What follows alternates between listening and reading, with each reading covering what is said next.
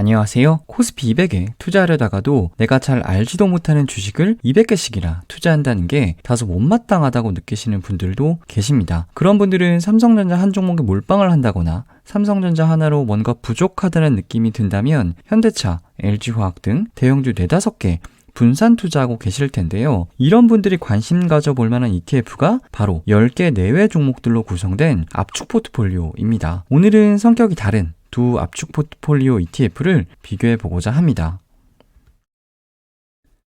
사실 ETF의 본고장이라고 할 수 있는 미국은 압축 포트폴리오를 선호하는 편은 아닙니다. 한국에서 높은 인기를 얻고 있는 팡플러스 인덱스를 추종하는 ETF인 코덱스 미국 팡플러스가 5,700억 원 규모를 자랑하는 반면에 동일한 지수를 추종하는 미국의 ETN FNGS는 66.27 밀리언 달러, 그러니까 원화로 환산하면 740억 원 정도밖에 안 됩니다. 코덱스 미국 팡플러스가 훨씬 더 큰 규모를 자랑하고 있죠. 지난 4월 9일 상장한 타이거 미국 테크 탑10도 상장한 지 2달이 채 지나지 않았음에도 불구하고 1280억 원 규모의 ETF로 급성장을 했는데요. 동일한 기초지수를 추종하는 ETF가 미국에도 있나요? 라고 질문하시는 분들도 계신데 미국에는 없습니다. 제가 모든 미국 ETF를 다 알고 있는 것은 아니지만 10개 내외 종목으로 구성된 압축 포트폴리오 ETF 본 적이 없습니다.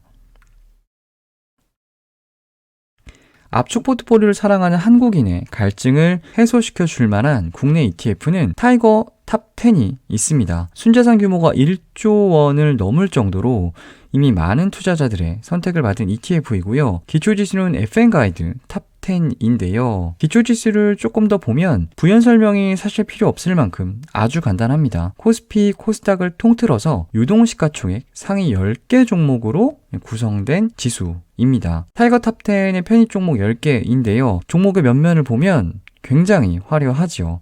반도체 탑2인 삼성전자, SK하이닉스를 비롯해서 네이버, 카카오가 있고 2차 전지를 대표하는 종목인 삼성 SDI, LG화학, 그리고 차세대 모빌리티 대표 종목인 현대차와 현대모비스, 게다가 셀트리온과 NC소프트까지 들어있어요. 유동시가총액 상위 10개를 모아놓은 것이 아니라 가장 유망한 테마로 꼽히는 분야의 대표 종목들을 모아놓은 것만 같은 느낌이 드는 그런 포트폴리오입니다. 글로벌 증시가 작년에 성장주 위주로 급등을 하면서 국내 증시 역시 성장주들이 시가총액이 몇 배가 커진 반면에 은행, 철강, 정유 같은 전통의 강호들은 저 밑으로 밀려나게 된 것이죠. 타이거 탑10과 코스피 200 ETF인 타이거 200을 비교한 것인데요. 의도치 않은 성장주 몰빵 포트폴리오의 특성상 작년까지는 타이거 탑10 성과가 굉장히 좋았는데 올해는 좀 다소 고전을 하고 있습니다. 3개월 성과도 코스피 200 대비해서 굉장히 부진하고 있고 최근 1개월 국내 증시가 조금 조정을 받고 있습니다만 국내 증시보다도 더 많이 하락한 것을 확인하실 수가 있습니다. 타이거 탑10 압축 포트폴리오인 것은 좋은데 성장주밖에 없는 포트폴리오이다 보니까 지금 시장이랑은 조금 맞지 않는다 라고 느껴지시는 분들도 계실 것 같아요. 그런 분들한테는 코덱스 탑5 플러스 ETF가 괜찮은 대안이 될 수가 있습니다. 순자산 규모는 6천억 원 수준인데 타이거 탑10보다는 작지만 국내 ETF 시장의 규모를 고려하면 제법 큰 수준입니다. 기초지수는 FN가이드 탑5 플러스 지수인데요. 기초지수를 조금 더 자세히 살펴보면 먼저 유동시가총액 기준 상위 30개 종목을 선정을 합니다. 그 중에 배당 수익률이 낮은 3개 종목은 제외를 시킵니다. 그럼 27개의 종목이 남게 되는데 그 다음에 유동시가총액 기준 상위 5개 종목은 무조건 선정을 합니다. 배당 수익률이 아무리 낮아도 유동시가총액 5위 안에 들어가면 무조건 이 지수에는 포함이 되는 거죠. 그렇게 5개 종목이 선정이 되게 되면 22개 종목이 남는데 이 22개 종목들은 배당 수익률과 시가총액을 동시에 고려해서 5개 종목을 최종적으로 선출을 합니다.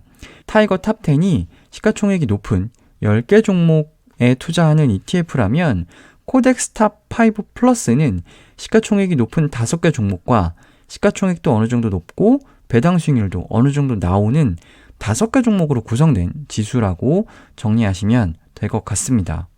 작년 리밸런싱 직후인 6월 16일 편입 종목 현황인데요. 보시면 시가총액 5개 기준으로 선정된 종목이 삼성전자, SK하이닉스, 네이버, 현대차, 현대모비스이고요. 시가총액뿐만 아니라 배당 수익률까지 고려하여 선정된 종목이 신한지주, KB금융, 포스코, KTNG, 하나금융 지주입니다. 아무래도 배당 수익률이 높은 금융주가 많이 보이죠. 지난 5월 25일 기준 종가 그리고 최근 1년 배당금을 기준으로 배당 수익률을 계산해 본 것인데요. 최근 금융주가 많이 올랐음에도 불구하고 현재 금리 수준을 고려하면 굉장히 매력적으로 보이는 배당 수익률을 자랑을 하고 있습니다. ETF를 각각 보는 것보다 두 개를 나란히 놓고 보는 게 더 의미가 있으니까 두 ETF를 비교를 해보면요. 종목수는 11개, 10개인데 실제로 삼성전자 우선주와 삼성전자가 동일한 종목으로 본다면 종목수는 동일하다라고 볼 수가 있을 것 같고요. 보수도 동일한데 코덱스 탑5 플러스 TR은 말 그대로 TR입니다. 즉 토탈 리턴 인덱스이기 때문에 분배금은 없어요. 타이거 탑10은 분배금이 있긴 한데요. 최근에 분배금 지급 현황을 보니까 분배금이 연 1% 수준으로 그렇게 높지는 않습니다. 탑5 플러스 지수, 제가 TR을 추종한다라고 말씀을 드렸는데 탑5 플러스 지수의 TR과 PR을 비교를 해본 것입니다. 시간이 흐를수록 TR의 복리 효과가 극대화되는 것을 보실 수가 있죠. 이 회색 선이 TR인데요. 보시면은 시간이 흐를수록 이 파란색 선과 격차가 벌어지고 있는 것을 보실 수가 있습니다. 최근 3년 누적 성과는 TR이 34.7, PR이 22.9인데 코덱스 탑5 플러스 TR ETF는 당연히 이 아래의 지수를 추종을 합니다. 코덱스 탑5 플러스 TR 분배금은 없지만 이처럼 재투자를 통해서 복리 효과를 극대화시킬 수 있는 장점이 있다고 이해하시면 될 것 같습니다. 다시 비교표로 돌아오면요. 코덱스 탑5 플러스 TR은 리밸런싱을 1년에 딱 한 번밖에 하지 않아요. 1년이면 많은 일이 벌어질 수 있는 시간인데 리밸런싱 주기가 1년이라는 것은 시장의 흐름을 적시에 반영하지 못할 가능성도 좀 있어 보이고요. 타이거 탑10은 리밸런싱을 1년에 2번 진행을 합니다. 이미 눈치채신 분들도 계실 텐데 두 ETF 모두 5월 말 기준으로 리밸런싱을 앞두고 있습니다. 큰 변화가 있을 것 같지는 않은데요. 그래도 두 ETF 혹시 매수할까 말까 고민하시는 분들이 있다면 리밸런싱이 반영되는, 그러니까 신규 종목이 들어올 수도 있고 나갈 수도 있고 종목은 변함은 없더라도 비중은 다시 리셋이 될 수가 있으니까 6월 중순 이후에 포트폴리오를 확인해 보시고 괜찮아 보입니다.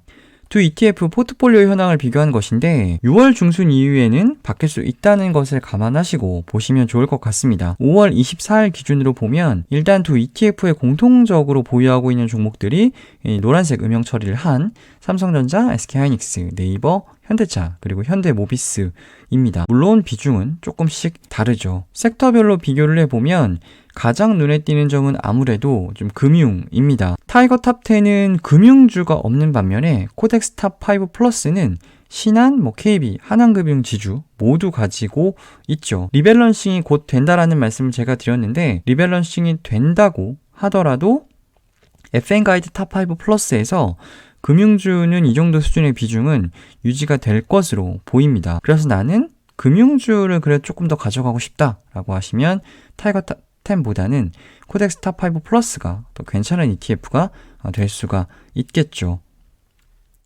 ETF 성격을 보더라도 타이거 탑10이 대형 성장주로 분류가 된다라고 하면 코덱스 탑5 플러스 TR은 앞에서 말씀드린 금융주와 포스코, KTNG 같은 종목들을 가지고 있기 때문에 대형 혼합으로 분류가 됩니다.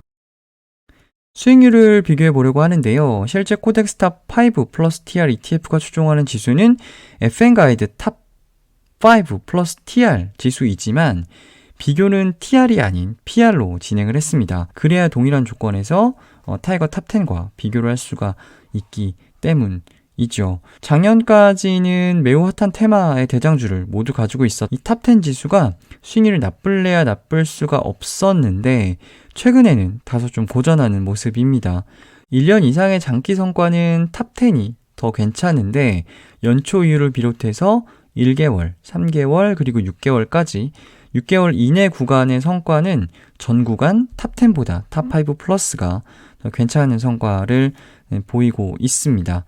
변동성은 아무래도 압축 포트폴리오이다 보니까 두 ETF 모두 코스피 200보다는 높은 편인데요. 탑10이 탑5 플러스보다는 살짝 더 높은 수준이라고 보시면 될 것 같습니다. 월별로 보면 지수의 특징이 훨씬 더 눈에 잘 띕니다. 빠질 때는 확실히 탑5 플러스보다 탑10이 많이 빠지죠. 작년 9월 그리고 작년 10월 또 그러한 흐름들을 보였고, 반대로 반등할 때는 또 확실하게 반등해 주는 게 탑10입니다. 11월, 12월 확실하게 또 반등하는 모습을 보여주고 있고요. 올해 1월까지는 탑10 지수가 그래도 괜찮았는데 2월부터는 글로벌 증시가 전체적으로 성장주들이 약세로 전환을 하면서 탑10 지수보다는 탑5 지수가 월별로 또 괜찮은 성과를 보이고 있고요. 하락 방어력도 상대적으로 괜찮은 모습을 보여주고 있습니다. 두 ETF 모두 10개 종목으로 구성된 압축 포트폴리오입니다. 성격이 다른 만큼 투자 목적에 따라 마음에 드는 ETF를 선택하시면 될 것 같습니다. 공교롭게 두 ETF 모두 정기 리밸런싱을 앞두고 있는데요. 의미 있는 변화가 있다면 다시 한번 리뷰해 보도록 하겠습니다. ETF 읽어주는 남자, 오늘은 여기까지입니다.